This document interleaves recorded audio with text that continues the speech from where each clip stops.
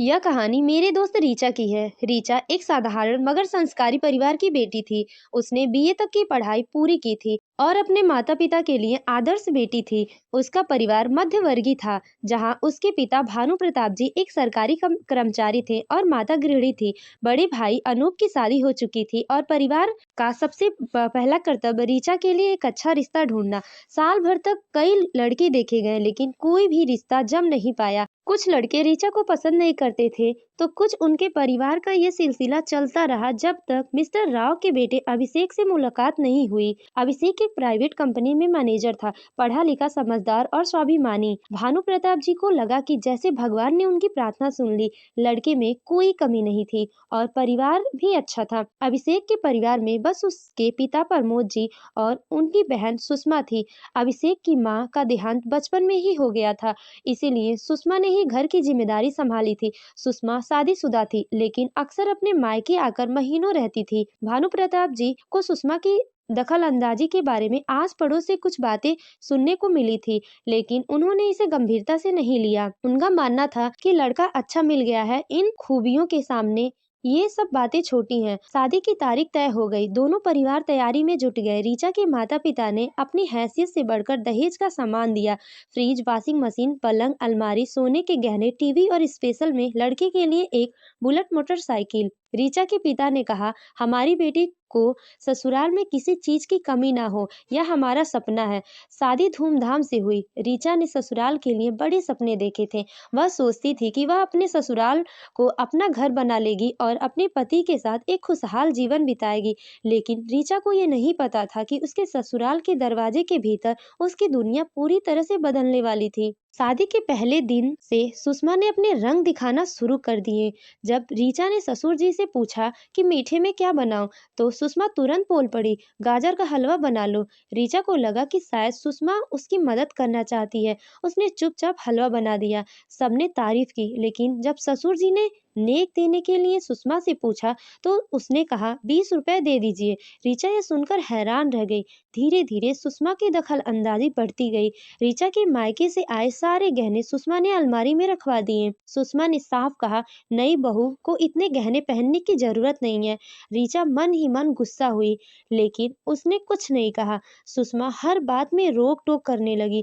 रीचा ने सोचा कि शादी के बाद अपने पसंदीदा कपड़े पहनेगी और कभी कभार बाहर खाना खाएगी, लेकिन सुषमा ने उसे न तो अपने मन का पहनने दिया, न ही खाने दिया। अगर रीचा कुछ नया बनाती या बाहर से मंगाती, तो सुषमा कहती, जो सब खाएंगे वही तुम्हें भी खाना पड़ेगा। एक दिन रीचा ने अपने पति अभिषेक से कहा, अभिषेक, मेरे लिए एक साड़ी ला दीजिए, मुझे करवा चौथ का व्रत रखना है। अभिषेक ने तुरंत कहा, ठीक है, मैं देखता हूँ। और उसके बाद वह अपनी बहन सुषमा के पास चला गया। उसने सुषमा से पूछा, दीदी, रीचा के लिए एक साड़ी ले आऊं क्या? करवा चौथ के लिए कह रही है। सुषमा ने हल्के अंदाज में कहा, अरे, एक पुरानी साड़ी अलमारी में रखी है, वही निकाल कर दे दो, नई साड़ी की जरूरत नहीं है। अभिषेक ने बिना कुछ सोचे सुषमा की बात मान ली और रीचा के पास जाकर बोला, दीदी कह रही हैं कि पुरानी साड़ी अलमारी में रखी है, वो ही पहन लो। रीचा ये सुनकर हैरान हो गई। उसे यह बात अजीब लगी कि घर में हर छोटी बड़ी बातें के लिए सुषमा से पूछना जरूरी है। उसके मन में सवाल उठा, क्या इस घर में सब कुछ सुषमा दीदी के कहे अनुसार ही होता है?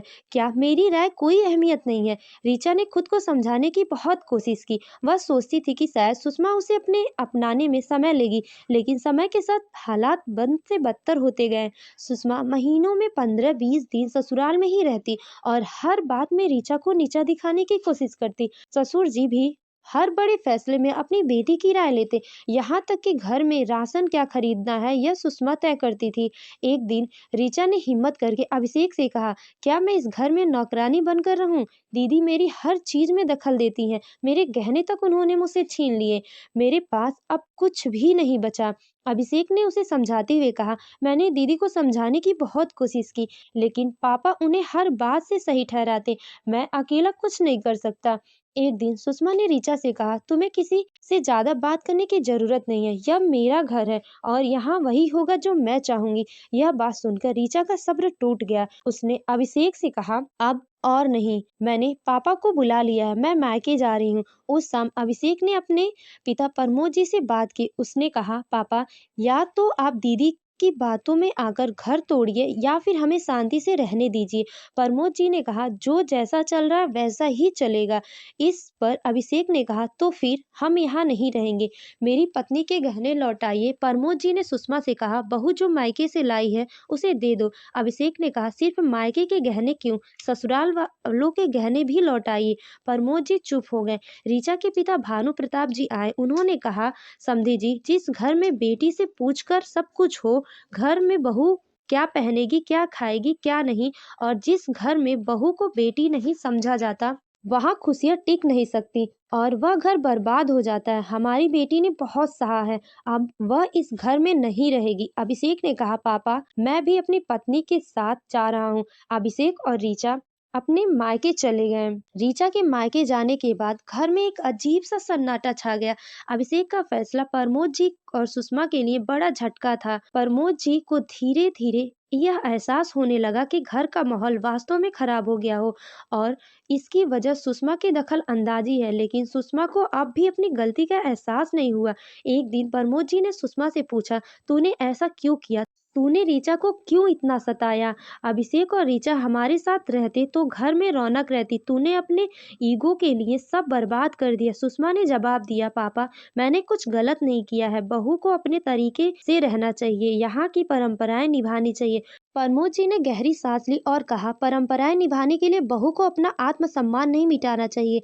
मैंने भी अपनी जिंदगी भर मेहनत की, लेकिन तेरे जैसा रवैया नहीं अपनाया। अब मैं अपने बेटे और बहू को वापस लाना चाहता हूँ। प्रमोद जी खुद ऋचा के मायके गए। उन्होंने हाथ जोड़कर भानु प्रताप जी और ऋचा से माफी मांगी। उन्होंने कहा, बहू, मुझसे बहुत बड़ी गलती हो गई, मैंने सुषमा को रोकने की कोशिश नहीं की, लेकिन अब मैं आपको वादा करता हूँ कि ऐसा दोबारा नहीं होगा। आप इस घर की बहू नहीं, बेटी बनकर रहेंगी। ऋचा ने पिता की ओर देखा, जो शांत थे। भानु प्रताप जी ने कहा, ऋचा, फैसला तुम्हारा है, लेकिन ध्यान रखना, अगर तुम वापस गई तो तुम्हारे साथ अब कोई अन्याय नहीं होना चाहिए। ऋचा और अभिषेक के घर लौटने के बाद सुषमा को अपनी गलती का एहसास तब हुआ जब ऋचा ने पहली बार खुलकर अपना पक्ष रखा। सुषमा ने एक बार फिर ऋचा के काम में दखल देने की कोशिश की तो ऋचा ने शांत लेकिन दृढ़ स्वर में कहा, दीदी, यह मेरा घर है और मेरे जीवन का फैसला सिर्फ मैं और अभिषेक करेंगे।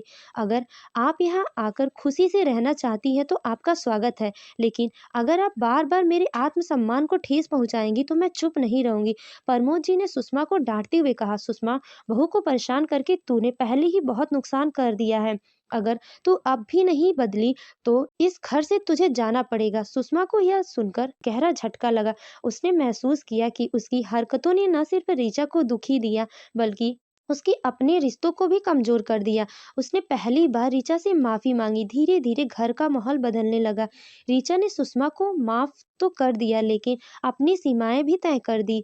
अभिषेक ने हर फैसले में ऋचा की राय को महत्व देना शुरू किया। प्रमोद जी ने महसूस किया कि घर में बहू को बेटी का दर्जा देने से ही खुशियां बरकरार रह सकती है। यह कहानी सिर्फ ऋचा की नहीं है, बल्कि कई बहुओं की सच्चाई है। जहाँ ससुराल में बेटियों की चलती है और बहुओं को सम्मान नहीं मिलता है, वहाँ घर टूट जाते हैं। माता पिता को समझना चाहिए, बेटा बहू भी परिवार का हिस्सा है और उन्हें प्रेम और सम्मान देकर ही परिवार एकजुट रखा जा सकता है। दोस्तों, उम्मीद करती हूँ कि आपको हमारी कहानी पसंद आई होगी।